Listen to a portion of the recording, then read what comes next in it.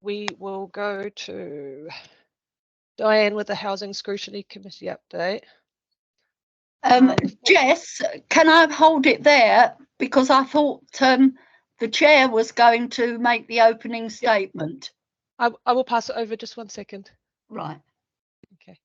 And then the home ownership services will come in at the end, because that's a larger presentation. And I will hand it over to Stan, and who will do the opening address. Thank you. Yeah. Good afternoon, everybody. My name is Stan Best.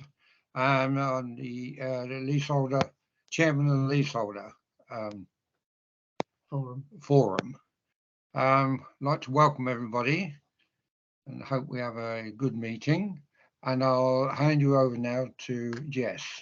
Thank you. Thank you, Stan.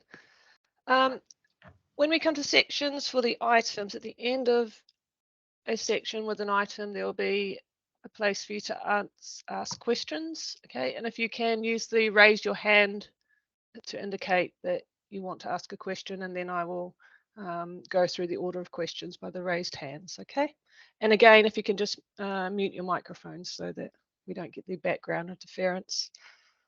Our first item, or our second item after introductions, is the contract services, and Will Beavitt, he is online with us, who is our Senior Estate Services Officer, will introduce the contracted services and who's going to speak and update you.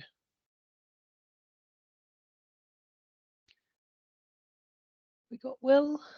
Yes, good afternoon, everyone. Hi, Will. All yours. Thank you.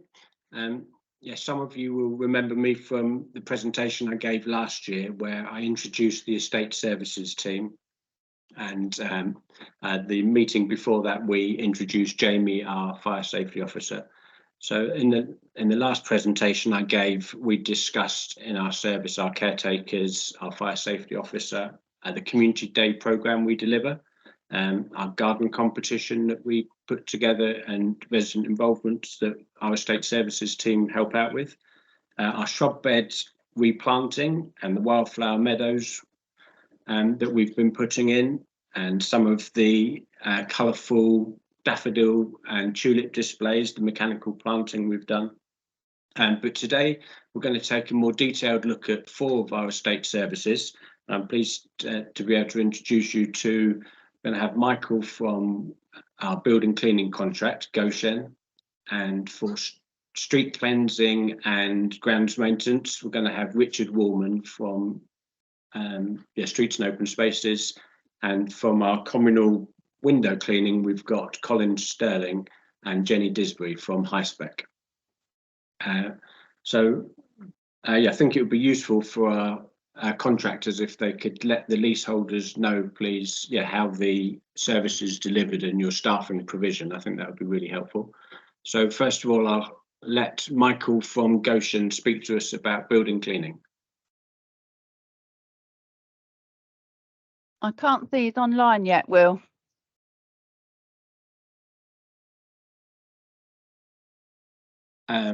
In that case, Richard, can we ask you to start us off? Yes, certainly. Can you hear me all right? Yeah, if you could start us off with street cleansing and the grounds maintenance contract, please, Richard. Thank you. Yes, so I'll start off with our grounds maintenance. So we've got 5 teams of 2 people, so a pair of people for our grounds maintenance gardeners. So 5 of those are skilled gardeners who are very passionate about what they do and take real pride in their areas. So within those areas, they're obviously covering highways, parks and open spaces, and housing residential areas and sheltered housing schemes. So one pair would cover potentially 2 to 3 wards. So they'll be working through those areas. And it's just to give you an example of what their yearly schedule would look like. So at the moment, obviously it's October, the leaves are coming down. So between October and January, these gardeners will be out there leafing, clearing leaves, using trilos and suckers to remove the leaves from housing areas, parks, and also residential areas type of thing. After January, they'll go into shrub and hedge cutting. So they'll do their winter maintenance around all areas. So every area should be, by the end of March, should be cut, with hedges and everything be cut. After that, they'll go into April, and they'll do their first weed control application. So as you're probably aware, we've stopped weed spraying highways this year, which has had quite an impact on surrounding areas, and you've probably noticed a lot more weed around highway areas. But we are still treating council areas, so council housing areas. We're still treating those. So we treat them twice a year. So we do that in April and in August time.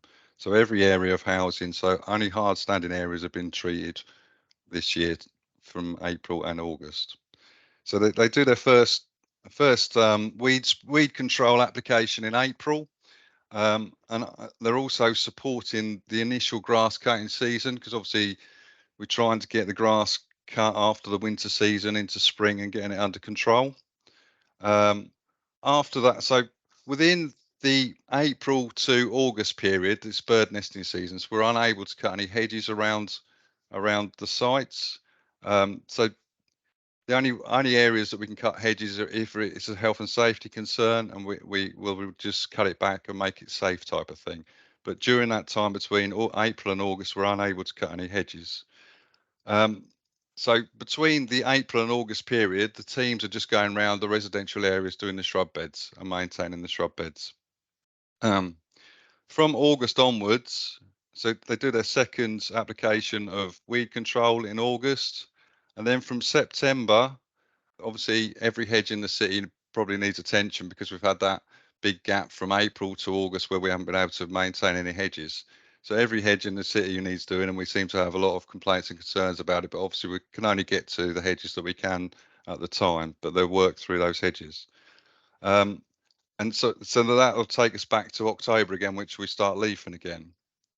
So in addition to those grounds maintenance and guarders, we also have our grass cutting team. So we have 3 triple mower drivers which go out and cut across the whole of the city. So that's cutting the parks, the play areas, the housing, residential and sheltered housing schemes and highways. And in addition to that, we have 4 backup teams which are going around with the push mowers and strimmers. So because we haven't got the amount of staff that we need, we always recruit with agency staff to support that spring and summer cut. So those four teams are basically a team of 2 again. So they're working together, but basically we look to recruit 4 agency staff for that seasonal period from April to August. So some of the challenges and changes that we've had in 2023. So we've had no weed control on highways, which has obviously had a massive impact to our deep cleaning and cleaning of roads and streets. So some of residents have complained that there's weed within housing areas, but actually it's actually on highways. So the highways are passageways and walkways through housing estates. So just to be mindful of that. We've had a reduction in the grass cutting schedule for highways. So highways reduced their grass cutting schedule from 12 cuts to 6 cuts this year, which has had a massive impact, and we didn't cope with it very well because we're having to add in an additional resource to blow up and clear up grass cuttings because the grass was so long. So that's been a major learning from this year, that even though we're cutting the grass less, it was causing us more work and more resource to actually do it. So we're looking to increase the cuts going forward next year. This spring and summer has been a fantastic growing season. It's been wet and warm, and obviously the vegetation and the growth has been fantastic all over the city. We've had new areas. We're looking at biodiversity and leaving long grass areas around the city where we can on highways and stuff. So it's another consideration of work that we have to do to cut and clear those sections in September as well. So some of these are the learnings and findings that we've had over this year, and some of the resolutions that we've come up with to make this more effective for the forthcoming year. So We've purchased some flail decks for our mowers, which actually file the grass back into the ground rather than a rotary mower, which spreads the grass onto the paths. We've purchased a cut and collect machine, which will help us deal with our long grass areas. So actually we can clear it as we cut it for the long grass areas. We're looking at demos on weed rippers for the highways to tackle the weed issue. And we're looking to increase the cuts, even though highways aren't paying us for doing the cutting of the highways. The only way to deal with it is to cut it more regularly. So because the resource that we had to invest into clearing, and you probably saw it around the city, to clear up the cuttings was astronomical. So we're going back to highways, and we've raised all these concerns and looking to see whether they'll fund any more cutting. But at the moment, we're just doing it off our own backs and having to find the resource to do that. So in terms of over onto street cleansing, we have got a mechanical road sweeper that is dedicated for just the residential areas, which goes round all year on a schedule doing car parks and stuff like that. So I know for residential areas and housing areas, we're contracted to sweep the areas twice a year. Potentially we're doing that at least twice between October and January with leafing, but this sweep is dedicated and it will just continuously go around the estates and sweeping. We're at the moment we've got him going around with a person blowing out and sweeping at the same time. That's about it. That's a bit of an overview. I don't know whether anyone's got any questions or anything like that. So there has been some big changes this year. We've made some failings and we have identified those and looked at solutions to resolve those problems. But the main issue was this year is the reduced cuts on highways, which had a massive impact on our service and staff. And that's about it, really. Has anyone got any questions or? Thank you very much, Richard. That was really helpful. And I'd just add that Carol will circulate in the minutes contact details for each contractor, so all the leaseholders know how to get in contact with you. Thank you. Hi, Will. Sorry, I just got a hand raised here. Sorry, Martin Barris, have you got a question there? Hi, can you hear me? Yes, Hello? Yes. Yes. Yeah. No, I just if the reduction in maintenance, will that be reflected in a reduction in the service charge? So the reduction was due to the reduction in the highways. It wasn't actually anything to do with the housing areas at all or the service charge. So they were still doing the same amount of cuts for housing areas, but it was just the highways. So, but residents were thinking that some of the highways land was residential and it's all housing, and it wasn't. It was actually highways. Has that answered your question, or is there any? Well, there's also just the maintenance of the hedges. I think you've talked that through, but it seems to be a lack of personnel to actually undertake the work at the right time. So, in terms of I admit that the team is stretched at the moment due to some of the changes that have come about. So, with weed control, we're obviously not allowed to spray some areas with weed control, whereas we used to spray around obstacles in housing areas and stuff like that, which we're not able to do anymore. So that has put a bit more strain onto our backup grass team. And also with shrub beds, we also used to treat the shrub beds with weed control. So they're having to trim and maintain them. So it is taking us longer to get round. So we are looking at ways of getting around that. So looking at other ways of controlling the weeds, looking to get the shrub beds to fill out to suppress the weeds before they grow. It's not. I'm just trying to get back to your original question. So the staffing at the moment is basically on a freeze. So the council are going through a restructure at the moment. So we've been told to sort of like freeze what we've got at the moment, the staff levels that we've got at the moment. We are going to very shortly go through this review. They're going to look at the service level agreements across what we've signed up to, look at what staff we need to achieve those, and then from April they'll be looking to put those positions in place and make those changes. So at the moment, we're having to stay where we are and see what comes out of the service review. Does that answer some questions? Okay. Thank you. Okay, Will, back to you. Okay. Yeah, thanks very much, Richard. That was really helpful. And so for contacting streets and open spaces, there'll be web form links that will be circulating, so you can report any areas that you feel have been missed or want to get feedback from. Michael sent me a text message to say he was having technical issues joining earlier. Have you managed to join now, Michael? No, he doesn't look like he's joined the meeting, Will. Okay. We've got, move on to building. We have a leaseholder waving. Mr. Perskowski's waving. I think he wants to make it. Hi. Can you hear? I can just about see you. You're a bit blurry, but I can see your hand. Yeah, hi.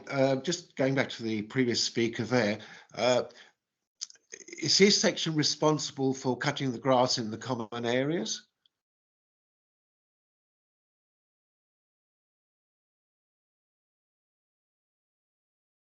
Can you hear me?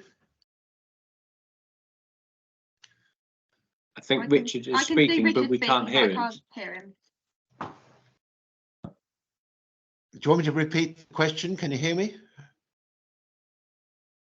It's Richard, we can't hear you. He can't. Oh, it's on mute now. We can't hear you, Richard.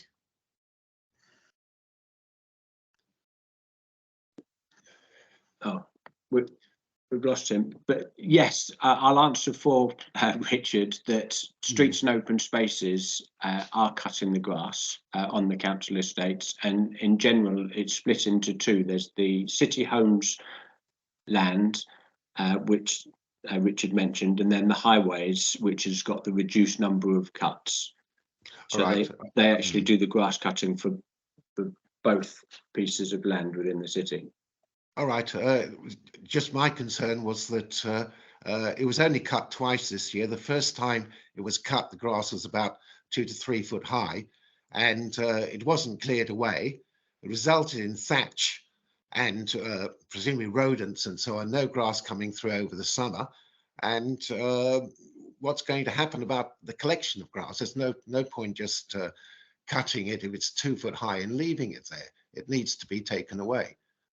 Well, I think Richard's working on his connection, but if I fill in the meantime, unless it's for a particular developing wildflower meadows where you can't have the enrichment of the soil from the grass clippings that adds nitrogen and then encourages more grass, we wouldn't, under the current contracts, have the resources to start collecting all the clippings and back up and then transporting it, with a petrol vehicle off and then paying for it to be composted and landfilled.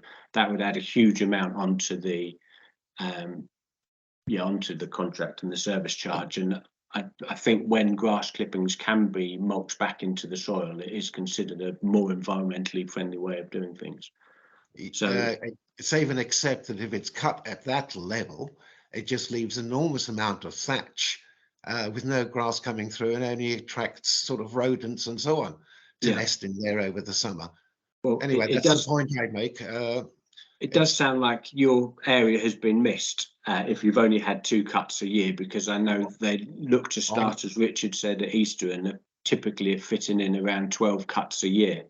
So okay, there were 3 cuts.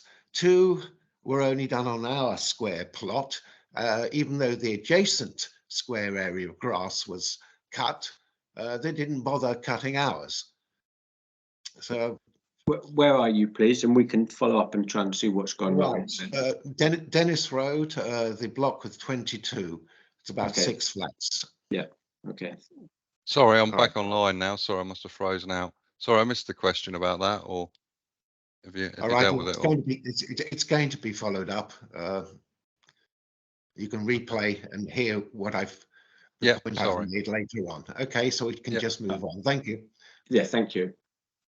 Okay, so I said we'd move on to our communal window cleaning. Hello, Colin. Hi, can you hear me? Yes, hi. Great. Okay, shall I just give a quick overview of what we do? Obviously, we're the window cleaning contractor, and although we all clean the windows for the corporate buildings as well, the vast majority of what we do is for the housing stock. And of that cleaning, we do that 4 times a year. It's rostered, so we do it in a particular order, and the start of each period is sort of beginning of September, beginning of December, beginning of March, and beginning of June. And it takes us approximately 5 to 6 weeks to do all the window cleaning to our programme. The vast majority of sites we're cleaning the communal glass only, but there are an odd few sites where we do residents as well. But as a rule, we don't do the residents windows on the vast majority of sites that we clean at. In terms of the resources we have we've incorporated it principally into a team of 2 who've been with us for quite a long time, and it's their standard work. However, they are also supported by 3 other team members who again have worked for us for some significant time. So all of the staff are directly employed. They've all worked with us for a consistent period of time, bar one, and all of them, as well as the team that do the vast majority of the work, have worked on most of the sites. So I think this year, as opposed to last year, I think we've got our organisation of how we do the work significantly better. In the vast majority of cases, it's happened on the days that we've actually planned for it to do, and I think we feel, all in all, I think we've done a better job this year than we did last year. Is that the question there for me? Hi, Colin. I'll pass you over to Diane first for a question. Okay. Hello, Colin. Thank you very much. Could you just clarify one thing for the leaseholders? Yeah. I understand that we get 3 cleans a year, not 4, that we get the cleans in January and then April and then September. I would very much welcome the 4th clean if the contract has been amended. Have I inadvertently given you an extra clean there? You have, thank you very much. You're very lucky then. Well done. Now I got on my plan here. So I hope I haven't. Jenny, have I got that wrong? No, it's three times a year, Colin. Okay. I think I've given you an extra clean there, but actually we've got, in terms of the actual how we put it together, it does take approximately 5 to 6 weeks each run round, and it is the team, as I've said. We have had odd ones where we've gone back and done it, done it again because there has been the odd issue with certain sites. But what I would say, which I didn't mention, we do use a reach and wash system on everything. So that's the water-fed pole system all round on the majority of the sites, with the exception of the ground floors. On the ground floors, we use the traditional method of cleaning the windows. Great. Okay, Diane. I'll go to Blanca, who has a question there. Yeah. Hello. Can you hear me? Yes. Yes, we can. Okay. Hi. Do you clean every single council block of flats? Because I've never seen anyone come in and clean all windows. We're in Cockerell Road. Well, we don't do resident windows. We do the communal windows, and it's only of the blocks that have been allocated to us. If you wouldn't let us know that your specific address, then we can follow that up separately. Okay, sure. Yeah, because I've never seen anyone doing the communal windows either. That's why. Okay. It's Cockerell Road, by the way. Sorry. Cockerell Road. And do you know the block number? The block number? Mine is 50, so I think it's 32. to 70. Okay. Around that. We'll follow that up separately and come back to you on that. Yeah.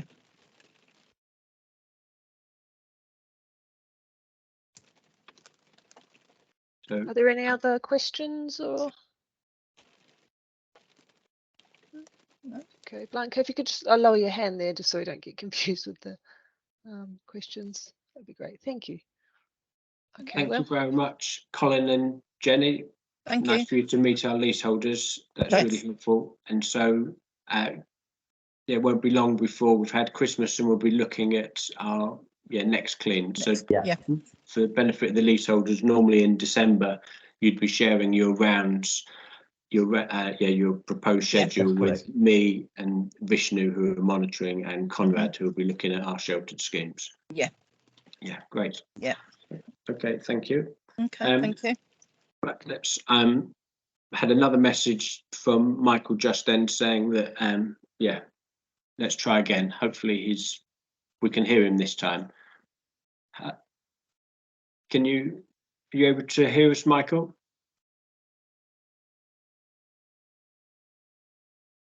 Yeah.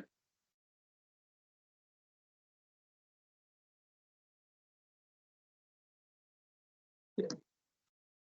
Just have a look at the attendees if he's still in. No, I don't think he's joined. Will. Okay. Yeah, currently. Okay. Well, let me give an overview of building, which is our current provider is Goshen. We were hoping to have Michael join us today.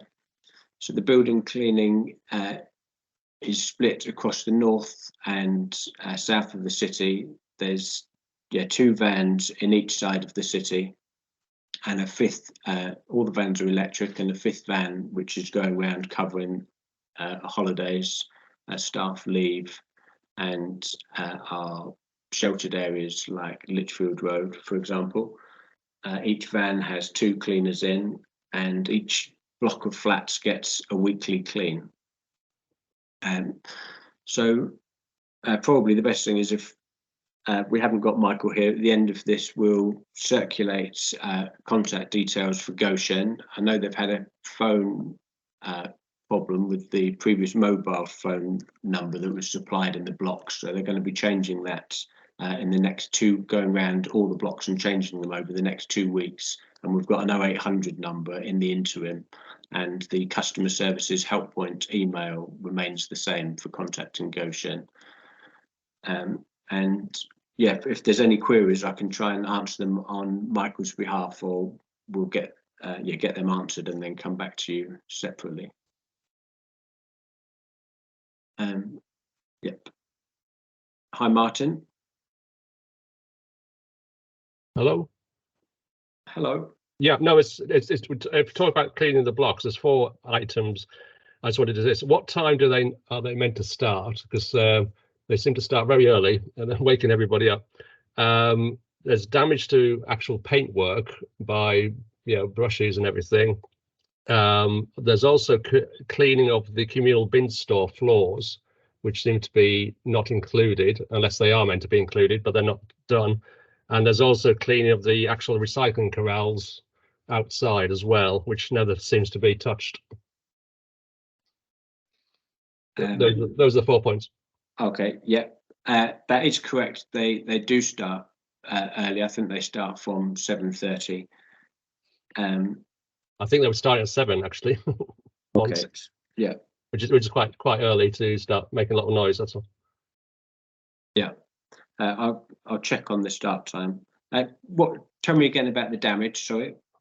It's just neighbours are suggesting that witness some sort of damage to the paintwork with brushes being bashed about and everything.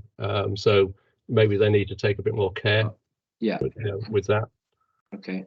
And then the other thing is communal bin store floors. That is included.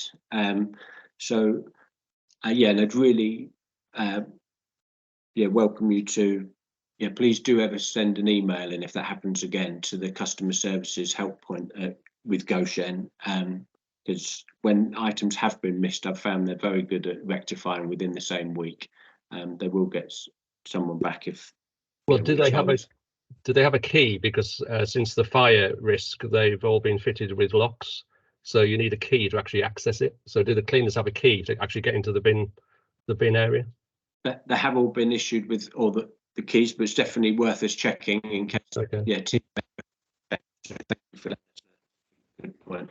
The recycling would be cleaned by building cleaning. That that would come under the street cleansing, which I think is twice a year from the grounds maintenance contract. So you broke up there. Was that the recycling areas? You said twice. Yes. So okay. That's not. Yeah, that one away from the blocks of flats isn't within the building cleaning. The Goshen do have litter picking within the curtilage of 1 metre of the property is included. Okay, thank you. Yeah. Okay, thank you, Martin.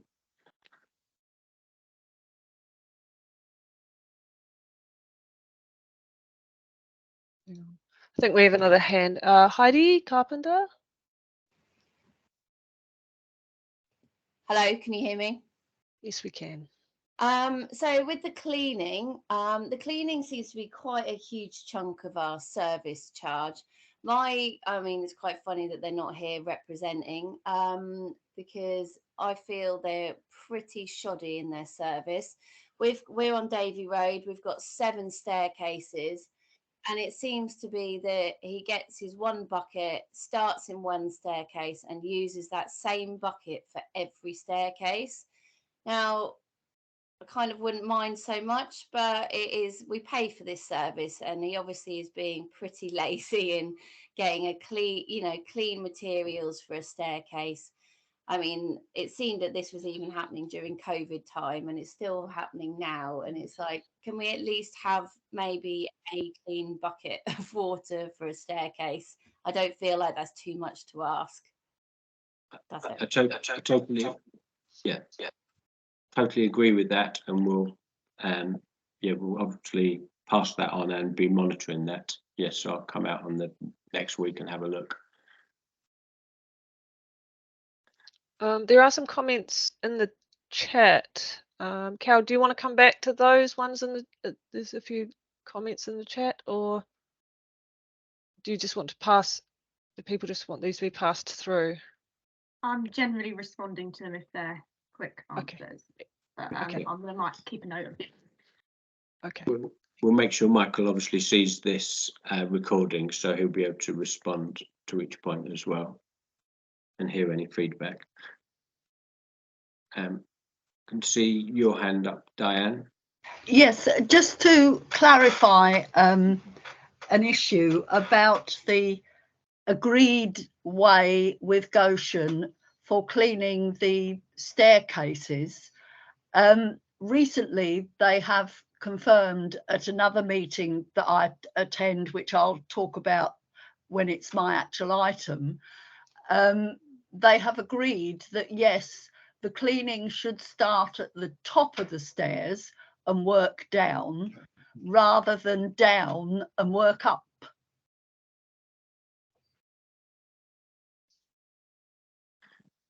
Yeah, that's right. Thank you, Diane. At 7:30. Will, there's a quick question about the bike racks outside places like Rachel Close. Would that be something for the communal cleaning people to do, or I'd guess it'd be maybe grounds maintenance? I think if it's a piece of litter and it's within the 1 metre in the building, then we would be asking. Yeah, I guess it's litter within that bike stand by the building. So yes, that's included in the contract for building cleaning. Yeah. The maintenance of the gravel and the weeding, it falls under streets and open spaces for those. Yeah, and just in the presentation I did last year, we talked about our EIS funding for bike racks. So that's one of the estates where we're looking for putting in a new bicycle storage at each block to try and help implement our fire safety zero tolerance policy, so we don't have the risk of bikes tied up in communal areas, which obviously generally makes them muckier with the tyre marks and could impede exit in a fire. Well, Yeah, very sorry Michael wasn't able to join. It would have been, I know lots of you wanted to speak to him, so yeah, I'll follow up on the points raised today and then we'll come back to you on those. Thank you, Will. Is there anything else in your area for contracted services? We've covered, yeah, all four. Okay, brilliant. So yeah, thanks very much everyone for attending. Yeah, nice for you to meet all our leaseholders. Thank you. Great, thank you, Will. Okay, I'll pass over now to Diane Best, who is going to talk through the Housing Scrutiny Committee updates. Thank you, Diane.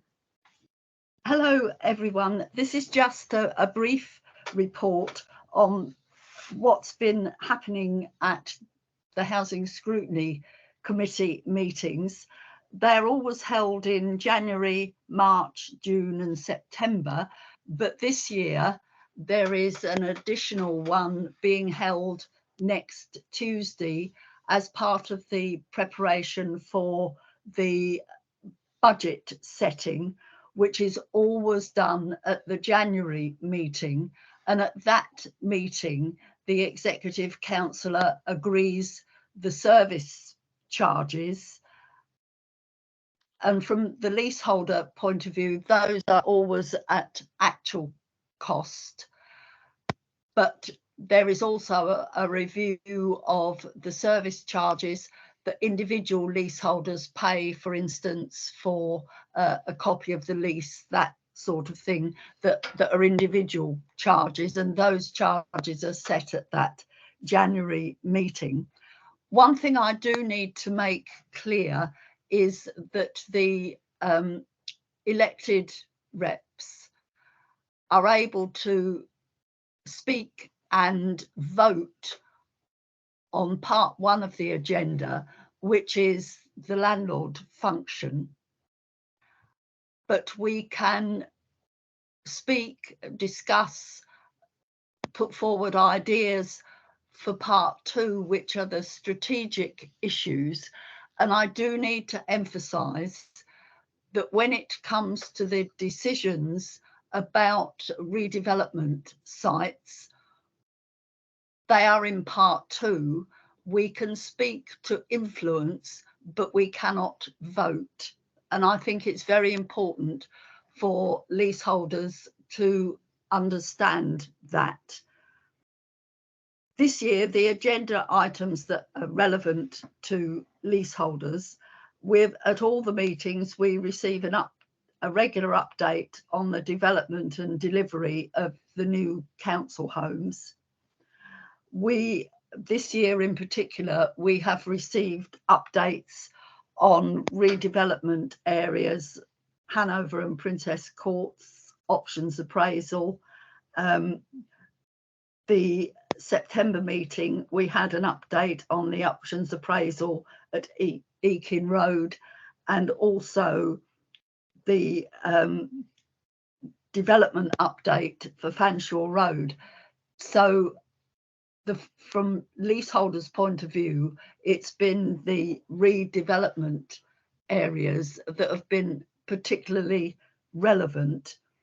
We have also, at all the meetings, we get a compliance report about gas safety and electrical safety in tenants' homes, but they are now including an updated report for damp, mould and condensation. And at the June HSC meeting, the policy for that was agreed by the Executive Councillor, and I'm very pleased that I was able to specifically influence one of the points in that policy so that it was also made relevant to leaseholders.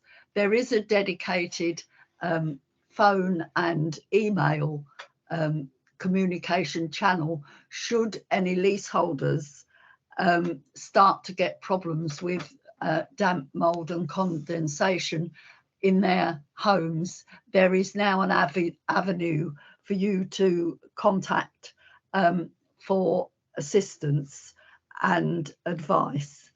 The other things that I do in representing leaseholders away from the meetings, I attend the residents and officers asset management group so I can keep updated with the planned maintenance.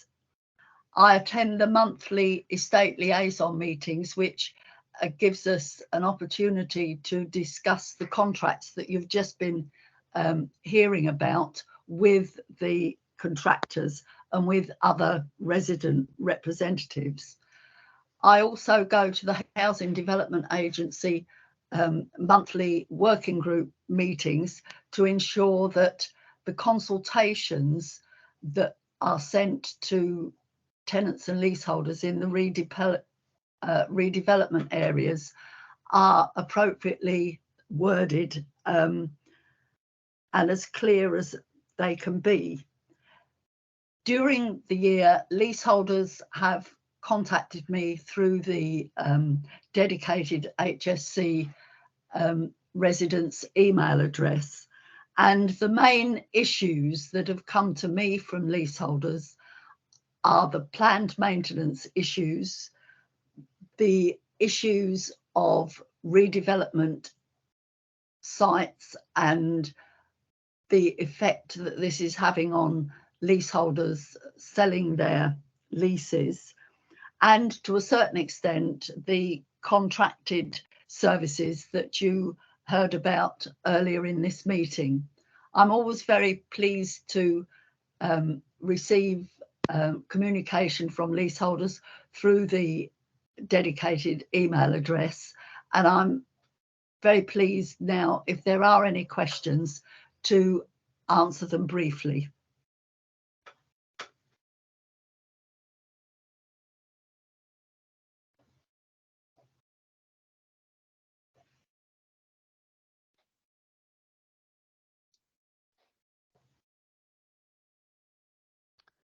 Any calls or any questions here? We've also got, we can have questions at the end too if there's under AOB. So if you've got a question and you want to ask it later, you can. Is that everything there, Diane? Oh, Martin. Yes. Oh, Martin. No, Diane, can you just give everyone the actual email address? Because I have emailed you 2 or 3 times and had no acknowledgement or reply. Oh, you should have, Martin, because I have replied to you. Oh, have you? Yes. Actually, I've got it on a slide I'm going to show that might be relevant, and I can also send the slideshow on, and it's got contact numbers on it. So Can I just say, Martin, to make it absolutely clear, when you copy me in to emails, can you make it very clear that you are expecting me to respond as well as the officer that you are directing the email to, and then there's not going to be any misunderstandings? Right, okay, I shall take that point. Thank you. Sorry, well, and the actual your address. Oh, well, you've received the email, so it must be correct then. Okay. Yes, Jess is going to give it to you in item 5 of the meeting. Right, thank you. Okay, so in that case, we'll go to resident involvement. So my item here. So I'm going to just share a screen with you all, and hopefully you can all see it.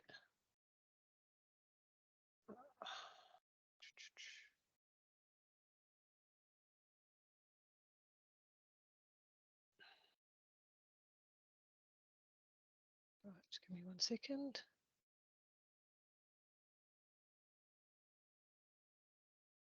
Can you see a screen that says resident involvement update November 2023? Great. I'm taking a nod from Megan and Will, so that's awesome that technology is playing along. Okay, my name is Jess Deard and I'm the Resident Engagement Policy and Performance Manager, and I work with the HSC reps on resident involvement and engagement across housing services. I joined in February this year with the team, and I'm I'm just going to give you an overview sort of just what we do and how we do it, and then an update on the projects that are quite current and relevant to leaseholders, okay? So what do we do in resident involvement? We work across housing services, and our aim is to deliver effective resident involvement and identifying with the HSC reps in particular and residents panels and feedback we get to embed that sort of feedback and then put it into delivery across our services. We've got a resident involvement strategy we follow, and we're one of the only councils that have this function with the HSC reps and the engagement with our councils. And it was actually one of the things that really attracted me to working in Cambridge City Council, and particularly in this role. The reps' role is to represent the interests of the tenants and leaseholders in the council and decision-making processes. Our current reps, we've got our tenant reps, so we've got Mandy, and we've got Diana Minns, and we've got Christabella, along with Diane Best, who is our, excuse me, our leaseholders rep. I've included in here our resident involvement email address and the contact number through the council, and then also the HSC residents email there for you, okay? I'll put this also into the chat just afterwards as well, so that you can have that as well, all right? And I can make this available to Carol to share this presentation. I'm happy to do that, all right? Some of our updates at the moment that we're working on. I also work with Mirella Hoffman, who's my sort of resident involvement assistant. And we put together and publish Open Door magazine. And the November autumn one has just come out, which is an amazing spread of all the sort of relevant items that come up. And we work with the reps and panel members to make sure that the items in Open Door are relevant for tenants and leaseholders. There's a spread on the upcoming Housing Scrutiny Committee elections for 2024. Sorry about this. So the applications for this run November 1st to 31st of January 2024. And if you want to run as a leaseholder representative, as a candidate, you can request a pack from me. And that's just by emailing this one at the bottom here, resident involvement. You can pop me an email, and I just need a name and address, and I can post that out to you. Our HSC reps are made up, so we have 5 tenants that will be elected onto that, and 1 will be a leaseholder position. And this is voted on every 4 years. It's a 4-year cycle. And so this will be, the elections will come into spring on that. But if you want more information at the moment, you can have a look at the spring open door, the autumn open door, and there's also something in the spring as well. And you can also just email me and I can pop you an article or any info if you have questions. Another development that we're working on is our new annual TSM, so our Tenant Satisfaction Measures Tenant Perception Survey for 2024. We're now required to do a survey once a year through the housing regulation. So we are working with the reps and developing that. That's just sort of started that process. So that'll be updated on our website as well as to where that is and what is happening with that. Our general day-to-day things, I work with the reps and we have resident inspection meetings for the tenant blocks. We work through HSC representative meetings we have every 6 weeks, and the reps bring to attention sort of issues that they think are important and need to be discussed, methods of communication, engagement. We also deal with, as Diane mentioned, the Roams and Voids meetings, and then we have associated briefings with the HSC committee meetings that are every quarter, and we've got an extra one this coming month. But our overall aim is to sort of improve and work together to collaborate and to improve the services across our housing.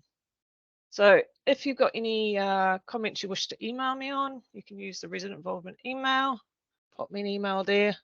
I pretty much respond straight away. So, and yeah, I'm happy to take any questions if you've got any.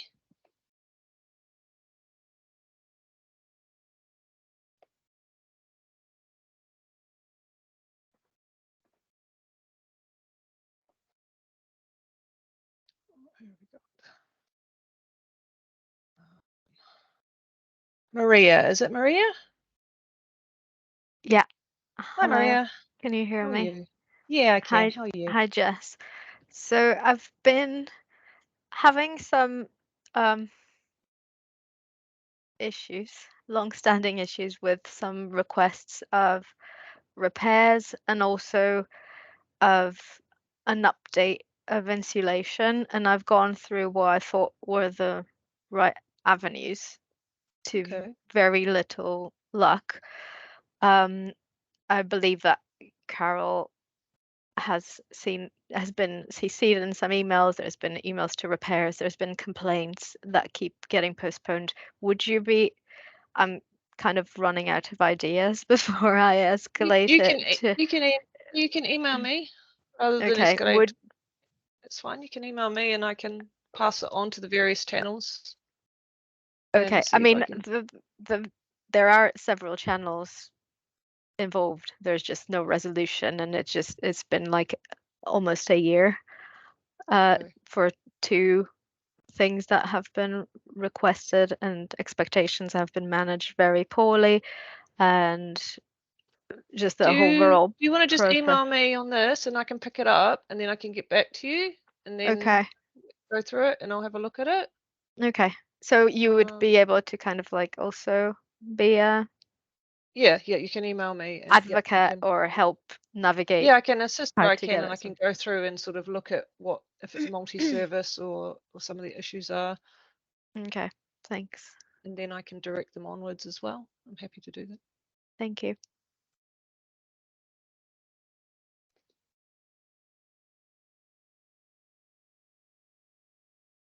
Any other questions there?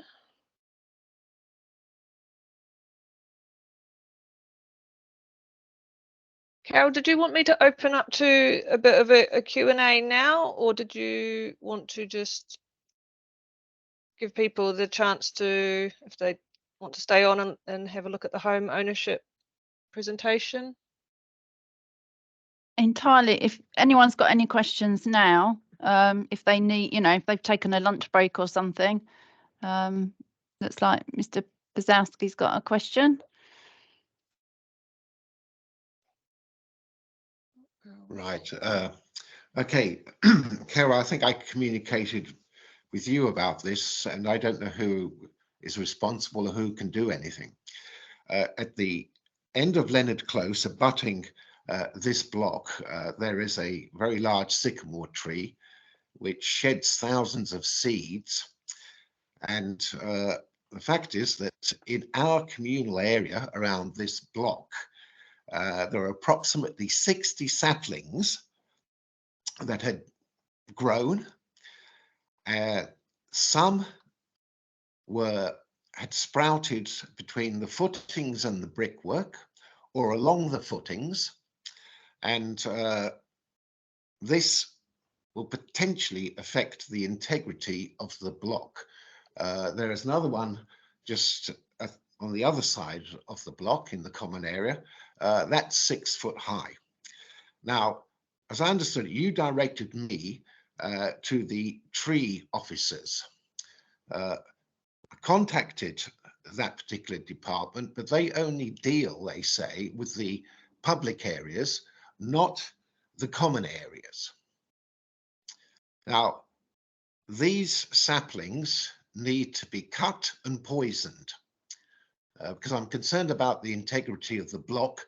If you're just going to allow them to grow and grow and grow, they're going to take moisture from under the, in the surrounding areas. Who deals with that particular type of problem, which I perceive to be a real problem? As I say, 60 sprouted.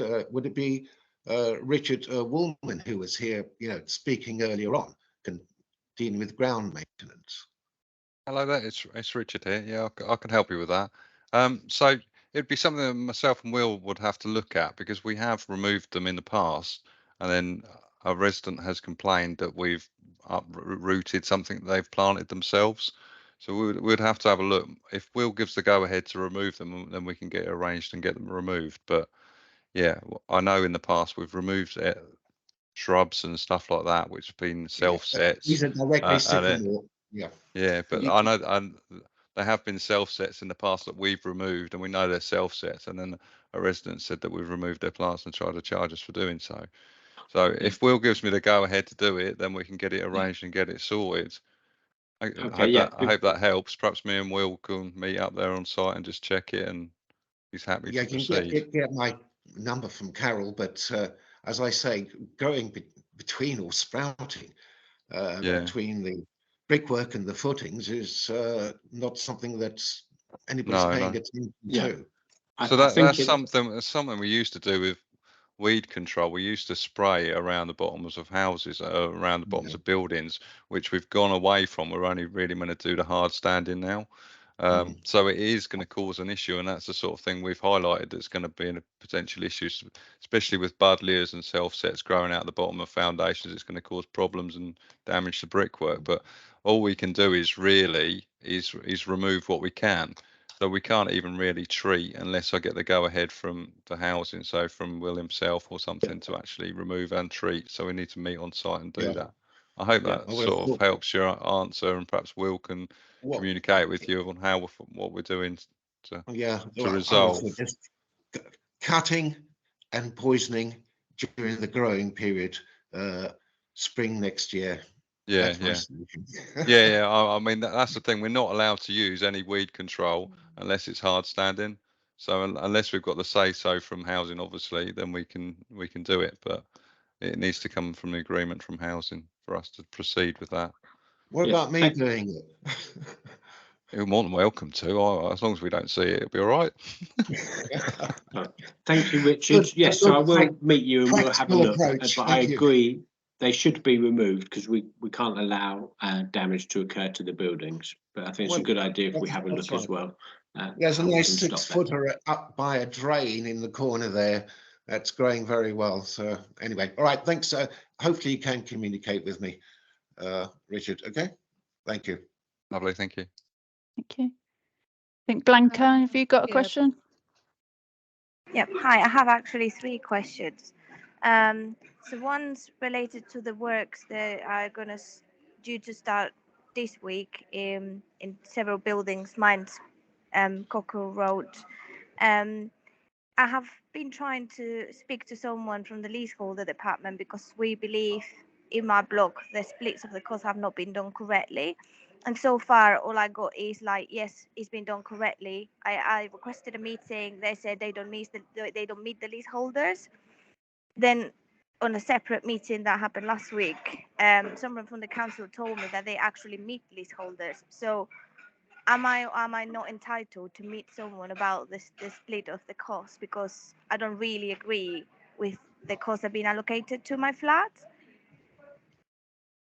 Okay, well, generally it wouldn't require a meeting, and we would just need to, if you can email in to the Leasehold Services Department, then obviously we can show you how we've broken down the estimate, but it is only an estimate at this stage.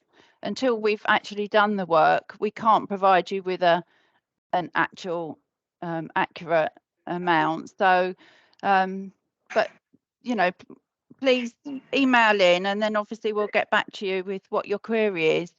I understand that. I already emailed, and what I got back is, the split is correct. I still don't agree with the split. So I wanted to have a more detailed conversation with someone on how are you splitting this, because the way I got the response, I got a few responses back, and none of them actually really gives me a convincing amount. And that's happened to all the leaseholders in my blog, that we think our split is not correct. And we got someone last week from the council who also argued that perhaps our split was not done correctly because of the way our block of flats is in the system or something like that. I don't really remember, but they were also surprised of the amount that we were get charged. Okay, all right, well, please email in again and we will look out for your inquiry and perhaps someone can give you a call directly. Obviously, we wouldn't go into details of financial details on a general call, but please email in again. Okay. The other question I have is, what is the council's approach to the drug problem?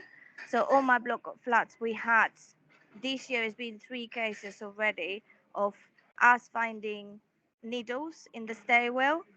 And then the last time, a couple of weeks ago, us finding someone overdose in the stairwell. And a few years ago, there's been like 3 or 4 incidents where I found people doing drugs directly in the stairwell, and none of those people actually live in the block of flats. I have actually emailed about that, obviously contacted people to come and collect, but it seems like now every month I'm coming out and there's needles on my stairwell. Okay, well, there is an antisocial behaviour team that deal with issues like this in public places, and I'm sure the housing officers will be in liaison with them.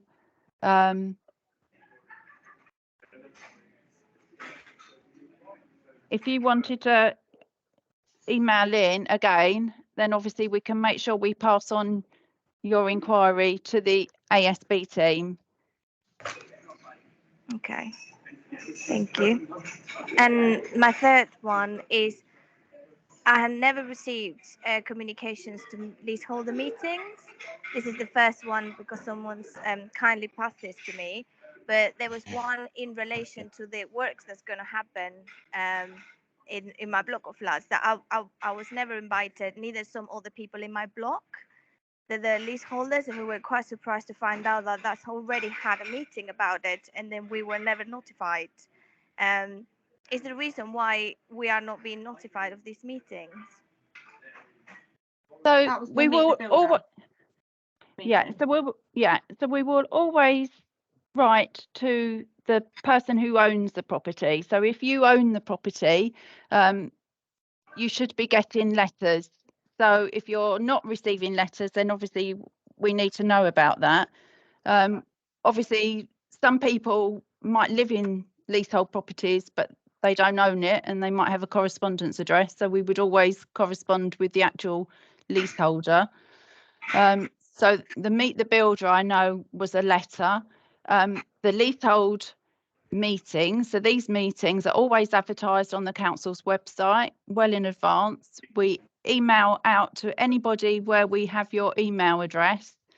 So if we haven't got your email address, that would be helpful to have, because we can update your records. We also put details of the meeting today on the bottom of the actual schedule that everybody would have received. So there's lots of different ways that we try to get the information across. Where do I need to send my email address so I get included? Yeah, so our address is always leasehold.services@cambridge.gov.uk. That's all information relating to your leasehold property. Okay. Thank you, Blanca. Thank you. Martin, I think you've got another question. Yes, it's going back to Adam's about the trees actually as well. What is the policy on enclosing what was communal area into individual properties, backyards?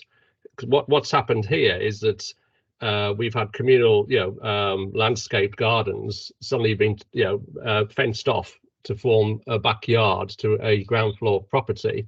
That obviously has an impact, visually, and also from a valuation point of view on the property as a leaseholder.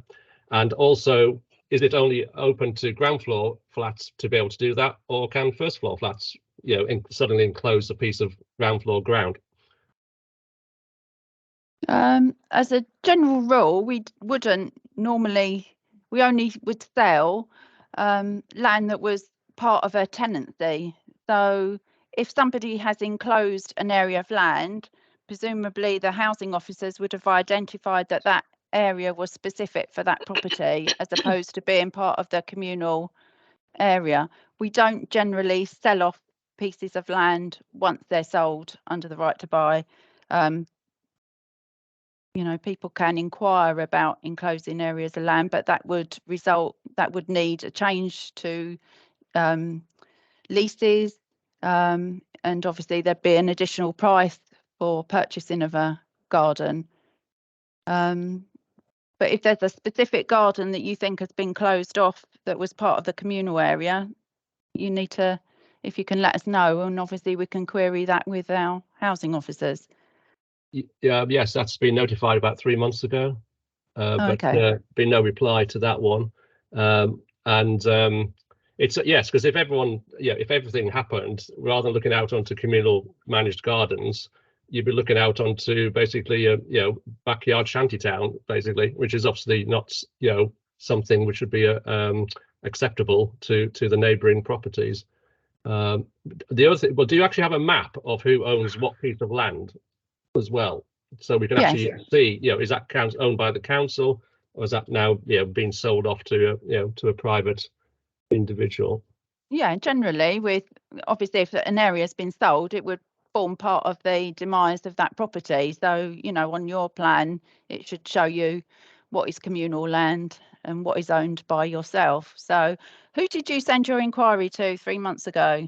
I'll have to find I'll have to go back through the email. I think it was the housing officer email address, Carol, because somewhere where you live, Martin, all of the land should be communal, and there's obviously got a lot of leaseholders, all different types of blocks of flats, but as far as I can picture, Bison Road, Rachel Close, Thorpeway, most of them, it's all communal. So there are bits that tend to kind of, with the way they're shaped, tenants will kind of fence them off and take them over, but the housing officer should be dealing with that and getting them to remove any unauthorised fencing and getting the land put back to the way it was, which is turf or yes, the properties in question are all council tenanted properties. They're not actually leasehold properties. It's also a health and safety issue, because I witnessed it's a safety on two things. Someone came to repair the guttering, but they weren't able to get a ladder to close enough to the back of the the wall to get the ladder up at an acceptable angle. So they had the angle almost like 45 degrees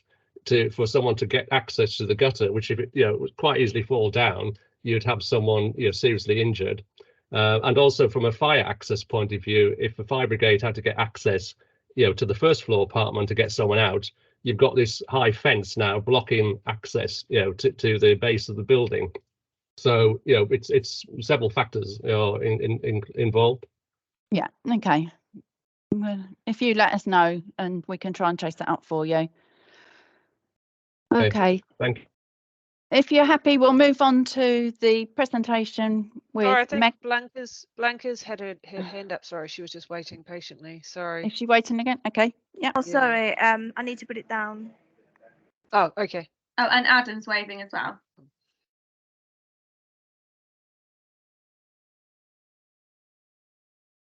Did you want me to speak or somebody else? It's Adam here. No, you're good to go. Look, I don't know whether it's part of this particular forum, but the recent 7-year maintenance schedule was undertaken, and I raised some issues in relation to the Section 20 notice, in particular of concern to me. The common areas downstairs have a concrete ceiling. I brought to your attention, Council, I'll use that loosely, the fact that whereas it was going to be painted, it shouldn't be painted until all the mould in the common area had been removed. I got some sort of generic response to that, will all areas be painted? And what they used was, of course, Dulux Weather Shield, but Dulux Weather Shield also, as part of its application process, points out that mould should be removed or treated first. But my question is, does the surveyor undertake an inspection before the 7-year maintenance cycle comes up to actually assess whether there should be any change to the current specification, which is merely paint? That is, to put in something like remove mold, treat surfaces before applying paint.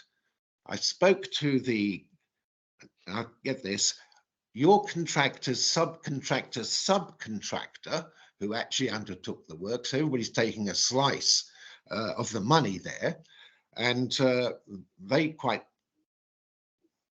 pointed out the particular specification for the work was merely paint and do nothing else. So what's going to happen in the next 7 years? Is the surveyor going to undertake a detailed inspection, or you're going to just recycle, just paint it and forget it? Well, there is a surveyor that goes out from estates and facilities who actually manages that repair and paint contract. So obviously, if you've got any comments like that, we can obviously pass them on to her. I mean, I would think she inspects a cross section of properties to assess what work is required, and I think would expect a contractor to come back to her if there was additional work was required, because we're only going to be paying for the painting. But obviously, if you know something before the work is undertaken, then please contact us and we will contact our estates and facilities section. I did. I sent you a detailed schedule, if you like, of my comments. And I'm sure we would have passed that on to them. I'm sure we would have passed that on to them. But we don't manage the work ourselves. That is done by our estates and facilities department, who have got technical surveyors who do manage the work. So that your comments would have been passed on to them. And ignored. I'm sorry. I'll quit that, because it was completely covered in mold and it was just overpainted, and that was it. All right, we'll leave that there. Thank you. Okay, thank you. Right, Jess, I think we'll move on to the presentation, and then if anybody wants to leave, they can, or they can hang on until the end, and then there might be time for some more questions. And you can always email through RI as well, and I can forward any on as well. We can work them out. Okay, Megan.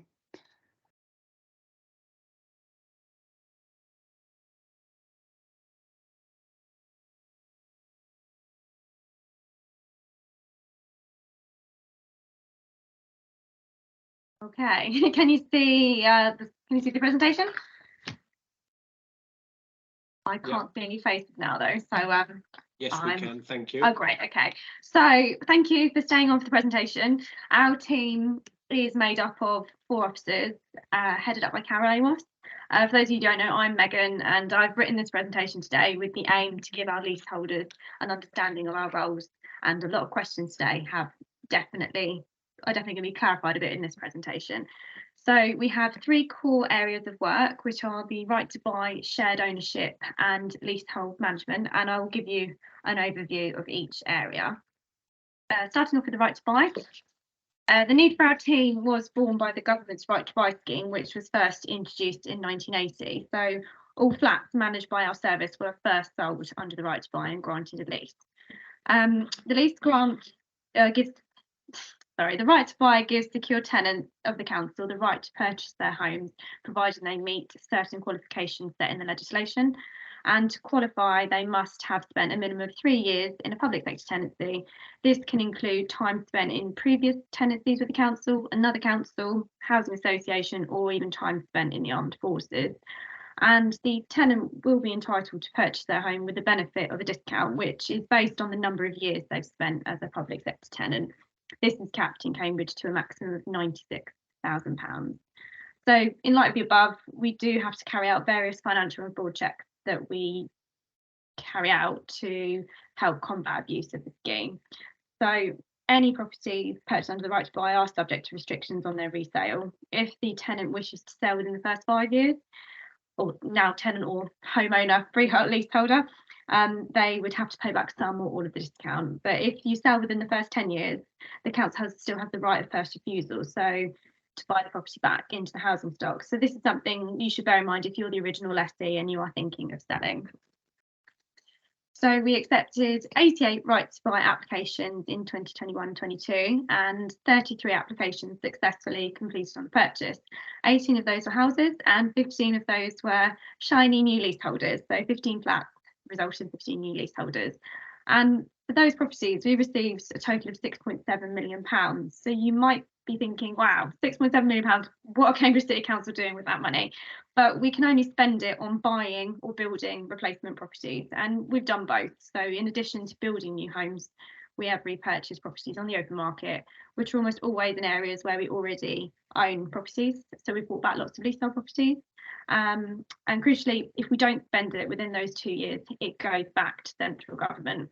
So the little chart just shows that we have sold and demolished a total of 232 properties in the last 5 years, but we've built 389 new quality homes and bought back 22 properties. So we are up a total of 179 properties, and I think there's a lot more to come this year. Next element of our service is shared ownership properties. We also have 87 shared ownership properties under the shared ownership scheme, some of which were provided on the new build sites as an affordable option for local people to get onto the housing ladder. Shared ownership is a part buy, part rent scheme. They're leaseholders like yourselves, they have a lease. They purchase an initial percentage of the home but pay the council a weekly rent on the unsold equity. The lessee are responsible for all repairs and maintenance to their home during their ownership, unless they're in a flat like yourselves, in which case, again, the council remain responsible for the structure and any communal areas. And over time, they can purchase further shares in their home, which reduces the rent they pay, and they can eventually purchase 100%. So they will own their own outright freehold if it's a house, or leasehold if it's a flat. And leasehold management. So why most of you are actually here today. We manage the council's 1,179 leasehold properties. We are responsible for the collection of service charges. That is the biggest part of our role, and it's one of our most important. Our target by the end of the financial year is to have less than £30,000 in arrears. Getting on for over half, nearly over 500 are rented out privately, and we have a real varied mix of leaseholders. Many refer to themselves that rent their properties as accidental landlords, where two houses have combined and the surplus property is rented out. Similarly, we have leaseholders who own one or two properties which have been purchased as investments, and one leaseholder who owns multiple flats. So not forgetting, I think most of you say are resident leaseholders, who are the majority, we find that we have a lot of different expectations to manage. So being leaseholders, it really is all about your lease. All of your leases are similar. So all of you today, if you compare some of your leases, they'll either be identical, apart from the address and the lease plan, or very, very similar. And it's about 32 pages long. It sets out our rights and responsibilities and your rights and responsibilities, and it contains a coloured plan that marks your property and any areas you have a right of use of. Leases are so rigid that they might as well be set in stone. A lease cannot be changed or altered without both parties' knowledge and agreement. But sometimes changes are required or proposed, and it's known as a deed of variation. So when they are required or proposed, both sides require legal representation. An example for this is a need for a deed of variation is a lot of our leases were drawn up 30, 40 years ago, and the plans were hand drawn, for example. So they often don't quite reflect what is on the ground today. Moving on to lease extensions, this is an ever increasing part of our work. Over 50 leaseholders have so far extended their lease, and this area of work is on the increase as many of our leases are getting low, and we are advising leaseholders that you should expect the total cost of a lease extension to be in the region of about £7,000. We respond to all leasehold alteration applications. Under the terms of your lease, you are required to obtain the council's permission to carry out certain alterations, and failure to do so can cause delays if you were to sell the property in the future. Gas safety, we do periodically ask our leaseholders to provide evidence that they have their gas appliances serviced annually. And finally, if you are to sell your property ever in the future, we will help assist with the property being sold. We provide a management pack which provides all the information for your buyer to consider if they want to go ahead on the property. And breaches of lease, on occasion we will discover our leaseholders are in breach of the lease. As you might expect, we have a few top clauses in the lease that are the most commonly breached or queried, aside from service charge arrears, which is also a breach of lease to not pay your service charges on time. The other main clauses we talk about are, number one is flooring. This clause is in all of our leases, regardless of your flat being ground floor, first floor, top floor, and is designed to reduce noise nuisance to neighbouring properties.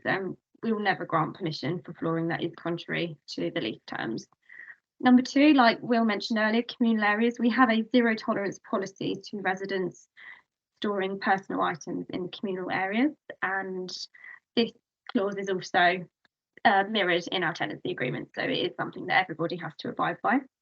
Number 3 is the roof space. This is the fairly standard clause across the leasehold sector, so you'll see it in leases, private, public sector. The roof space remains the property and responsibility of the council, and you must not enter it. And finally, number 4, to use and occupy the flat solely and exclusively as a self-contained residential flat in one family occupation only. This lease clause prohibits the property being let out to sharers, student accommodation or holiday lets such as Airbnb. So service charges, it's almost certainly the main reason we correspond with leaseholders is concerning the service charges and ground rent. Ground rent is pretty straightforward. You will pay £10 unless you've extended your lease or you've got a new lease, because ground rent is no longer chargeable following changes in legislation. We set the service charges each year, and we are responsible for the collection of those service charges and chasing any arrears. Our process for chasing arrears is quite straightforward. We send out a total of 3 letters that increase in severity, and they might be interspersed with some telephone calls, emails, text messages, or some visits from usually myself. And if not successful, the case is then referred to our legal department for a county court judgment. If payment is not forthcoming, we would usually write to mortgage companies, and they usually pay to clear the arrears and protect their asset. But if there isn't a mortgage company, or the mortgage company doesn't want to pay, the final course of action to any freeholder is to apply for what's known as forfeiture, which is quite serious. Well, it's very serious, which, if successful, would mean the freeholder gets the property back without compensation to the leaseholder, or, if applicable, the mortgage company. So yeah, moving on, the service charge is variable, but it only covers what it costs to manage and maintain your block. The council doesn't make a profit. At this point, it's worth noting the council tax you pay is completely separate to the service charge you pay, and there's no overlap. So a good example is what Richard Ball was saying with the highways, that will be funded out of like council tax, whereas your grounds maintenance is separate and part of your service charge. So sometimes in cases like that, or in cases where people are ringing with issues with waste, we will refer you on to the relevant department, because it's not something we have any control or something we want to get involved with. So on the screen at the bottom, you'll see a breakdown of charges that some of you will see all of them, some of you will just see some of them. The top 3 elements in green are charged to all leaseholders, and you all pay the same. But looking at the items below in black, you, depending on your block of flats, you may be charged some or all of these charges, and tenants will pay these charges too. So if you're in a block of flats and your grounds maintenance is £10 a year, any tenant neighbours will also be paying £10 a year. So your service charges are delivered to you in actuals and estimates. All of you should have received your service charge actuals just in September, just gone, and it would have looked just like this. So this is a statement of the actual cost incurred by the council in 2022-23 to manage and maintain your flat. And the difference is either credited to your account, but any debit is invoiced to you as a reconciliation adjustment invoice. And hopefully you can see this is not too small on your screens. I chose this actual statement quite specifically. This is a real breakdown for a leaseholder who lives in a block of flats in Britain Place. You can see that the estimate for the financial year was £367, but the actual cost come in at £769.05. Just to something I was going to point out was, so 367 is the estimated cost.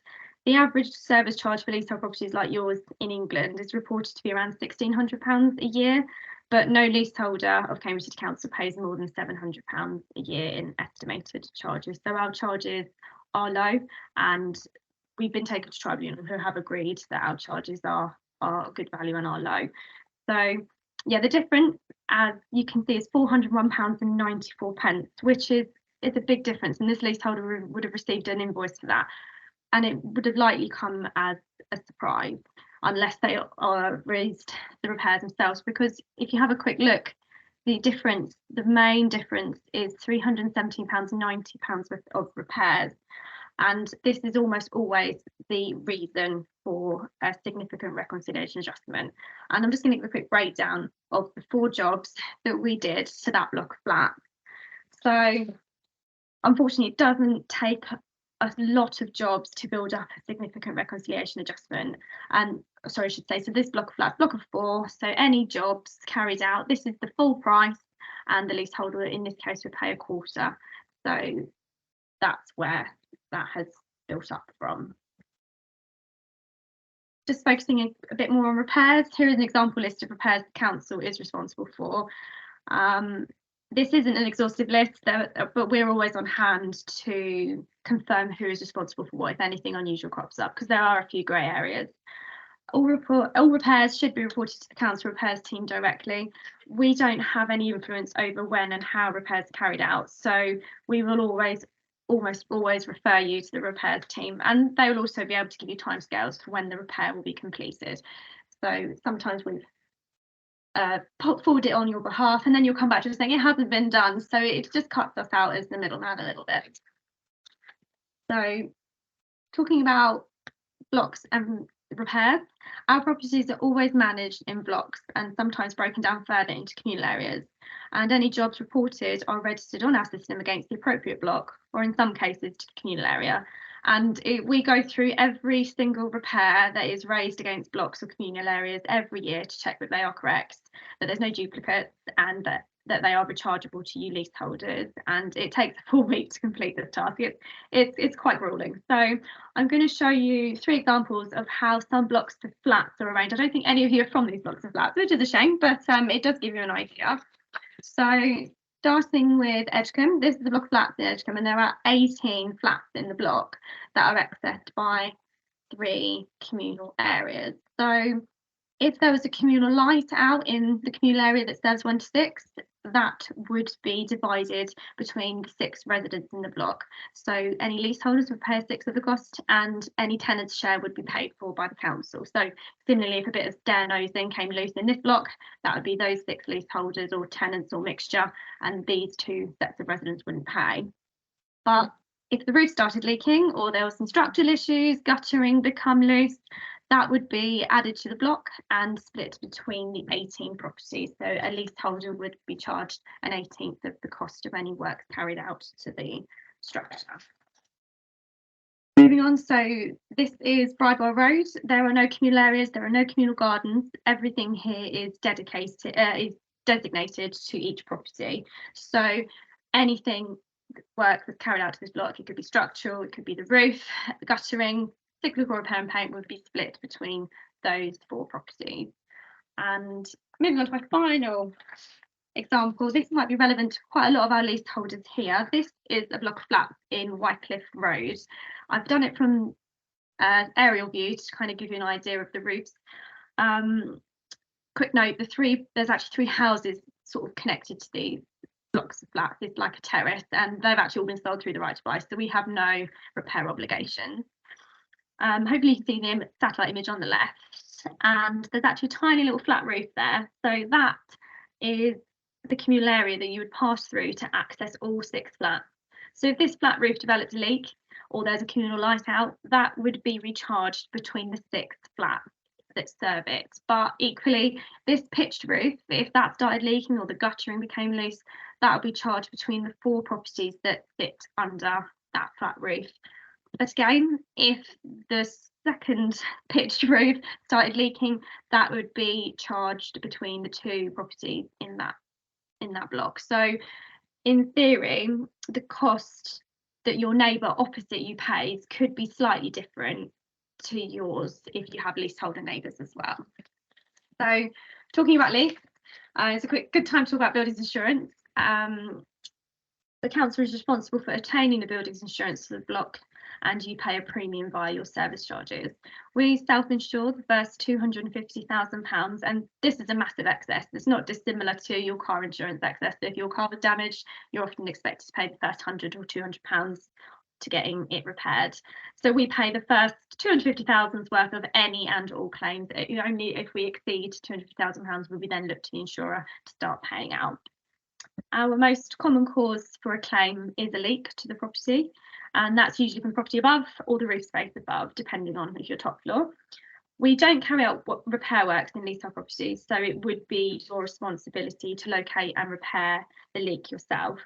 if it developed from any individual pipework, but you can make a claim if it has caused damage to, say, your floorboards, skirting boards, anything structural, or basically if you turned your property upside down, anything that falls out is contents, anything that stays in is buildings insurance.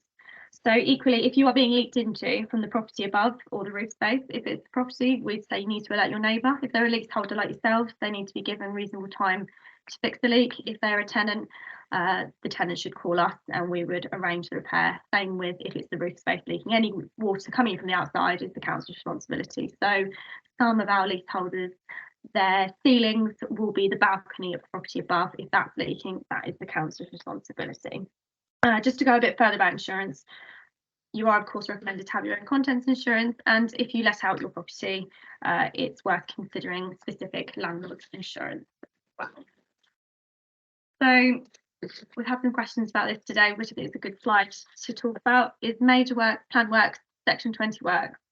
When the council intends to carry out work to your block of flats that are expected to cost in excess of £250 per property, you will be served with section 20 notice. So if a block of 4 flats was to have cyclical repair and redecoration carried out, and the total cost of the works is estimated to be £1,000, the leaseholder, or any leaseholder in the block, will need to have a section 20 notice served. We serve between 300 and 400 of these each year, and they vary quite significantly in type of work and cost. The most frequent area of work is the cyclical repair and redecoration. This is something that we have to do under the terms of the lease, and it's usually carried out every 7 to 10 years. This typically includes the repainting of previously painted surfaces, so it could be shed doors, meter covered doors, soffits, fascias, it can be some gutter clearing, any sort of stuff, just keeping the block in good order. So typically that could be between £500 to £2,000, but we are regularly now sending out section 20 notices for like re-roofing, which can be in the region of £8,000 property. And in recent years, something which hasn't been kind is that our blocks of flats are becoming to an age now where they are needing significant structural works to keep them maintained for future years, and leaseholders are facing bills of in excess of £10,000. So leaseholders usually receive these section 20 notices around 18 months before being invoiced. So the invoice should never really come as a surprise, but the council does recognise that some of these invoices are very large, and we do work with leaseholders to set up payment plans where we can to repay those large bills. But this is in line with our service charge arrears policy, which has been agreed at committee. But understanding this work is our most difficult area. It's very specific, very specialist, and it's a lot of money. And thank you very much for listening. Hopefully that has given you an overview of what we do, and we are very happy to take any questions you may have.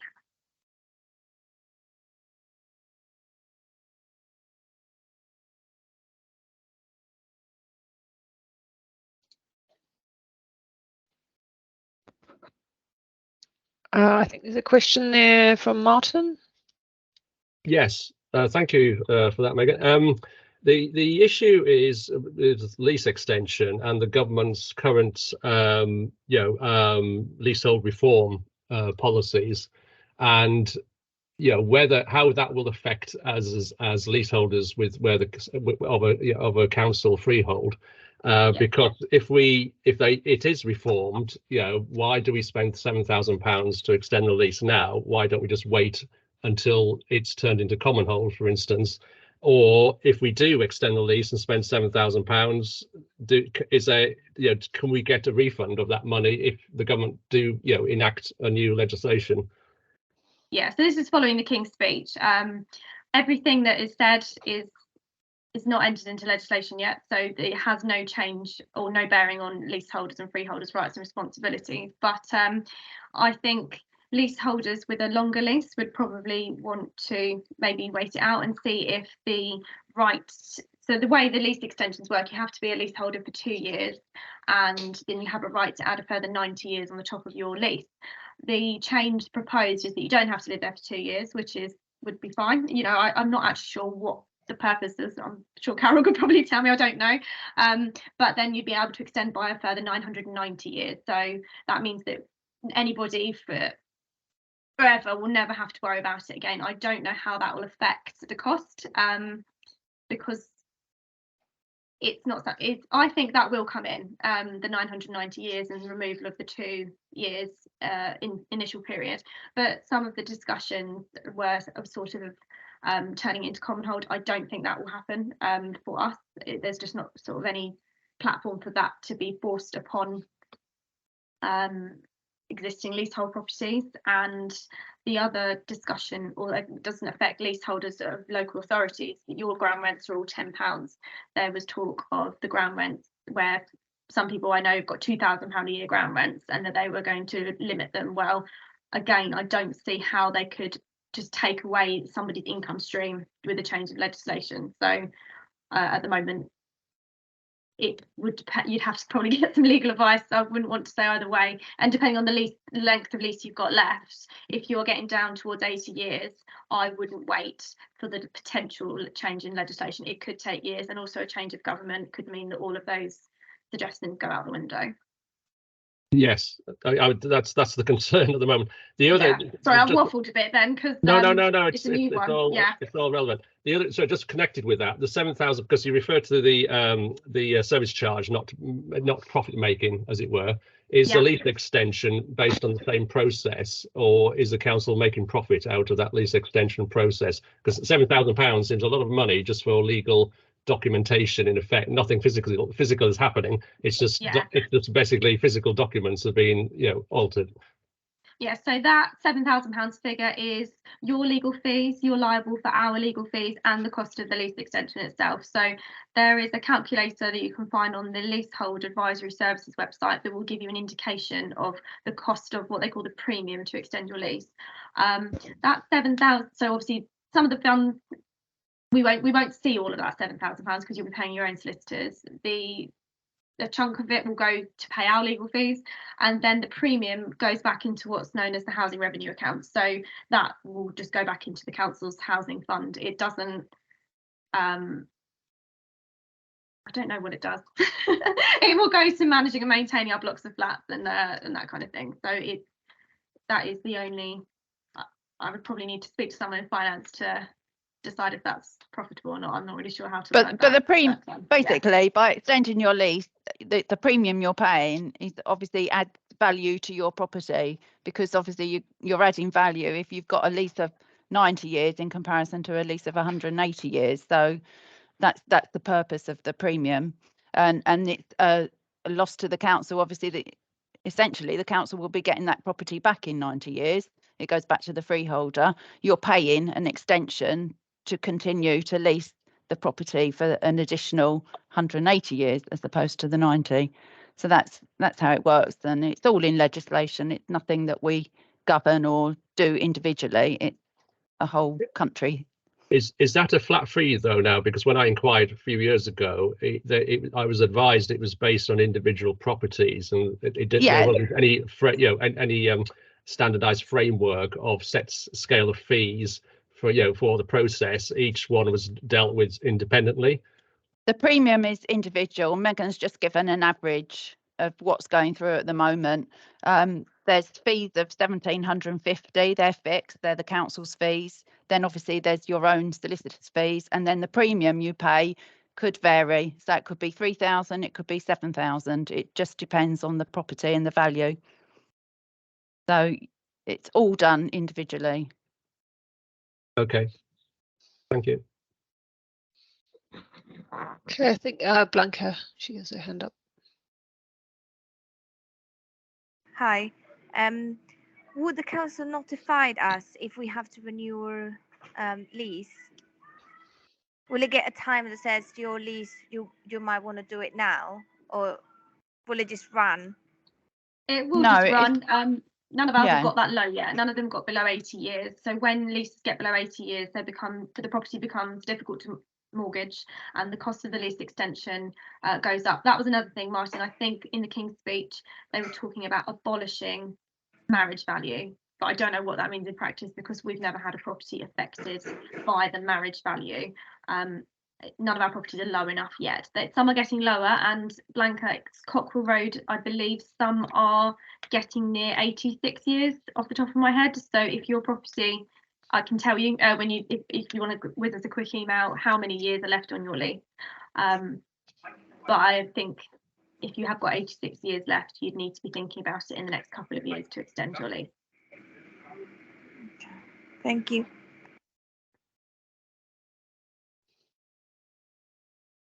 Okay, Jess, I think that's quite a long meeting. If anyone's got any other questions, I'm more than happy if they wanted to email us in, and you know, hopefully we'll have a recording and some minutes of the meeting that will go up on the website in the next week or so, hopefully. Yeah. Lovely.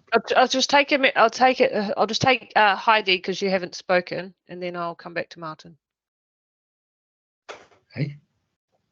Hello, so I just want to ask you while you're online, because as many people seem to have said, they've emailed in and they don't get much of a response or quick response. This is just regarding service. You send out those service charge estimates, and obviously as I was a right to buy tenant, and on the original right to buy expected charges over the next 5 years, which included these major works which are going on across the city.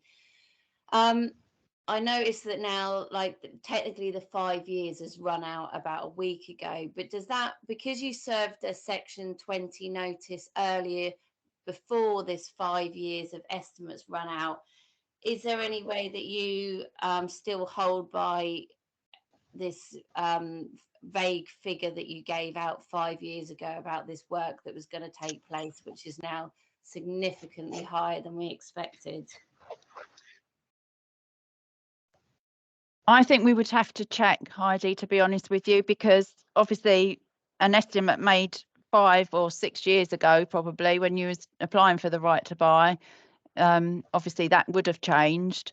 Whether we are bound by that as to when the section 20 is served or when we're invoiced, I'm not clear, which is why we're probably not able to give you an answer at the moment. But obviously that will be something we'll be looking into when we do the actual costs of the work. And obviously if people are within 5 years of purchasing and they've had an offer, an estimated price, then obviously we would be limited to that cost. And who clarifies that then? Because obviously this is causing, I mean, I'm sure it is with so many tenants, this is a huge worry and stress of, you know, 8,000, 10,000, 15,000 bills, when originally we thought, well, okay, there's work coming up for 2,000. I mean, as you can appreciate, that's pretty stressful for everybody. Yeah, well, we'll just have to take some legal advice on that, because obviously this is the first time I think it's happened where we've got people within a 5-year period on the sort of cusp of the 5-year period. So we will take advice and we'll get back to you as soon as we can. So we'll expect an individual letter from you, shall we? Yes. Yeah, that'll be individual to you. Yeah, and the other lady that we saw from Davy Road last time. Yeah, it'll be individual to you. Yeah, because most of the leaseholders are well gone past that 5-year period. So yeah, okay, all right, thank you, cheers. And it is good to be able to speak to you like this. It's very helpful. Thank you. Yes, yeah. Last question, Martin, is that? Yeah, just one last question. Especially asked 2 years ago, it just what progress has been made with electric charging points for electric cars with flats, obviously, because we don't have access to plug them straight into our own properties outside. Is Will Beaver still on the call? He could probably, he's Will's here. He's the EV man.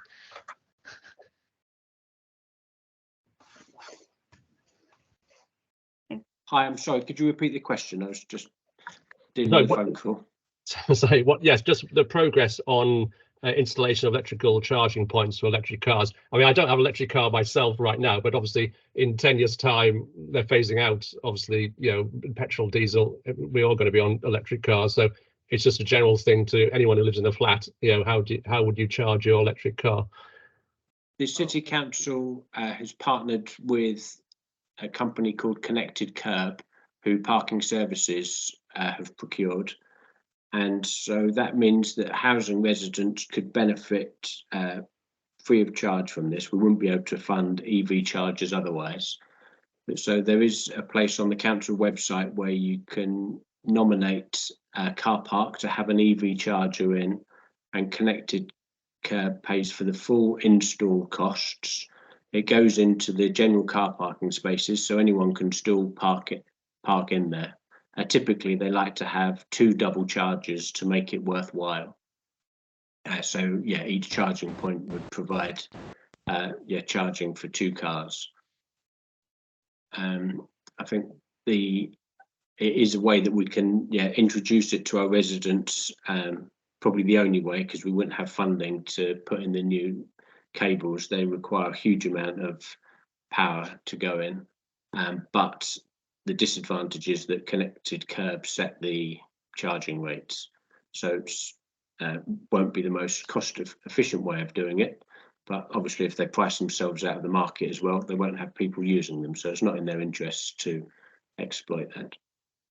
I think, between Jess and I, we can give Carol the link on the website where you can nominate a particular area where you'd like that, and we'll put it forward to Connected Curbs for you. Thank you. Right, go for it. Oh, right. Quite an interesting meeting today. I'd like to thank you all. Very interesting. And I'm now going to close the meeting. Okay.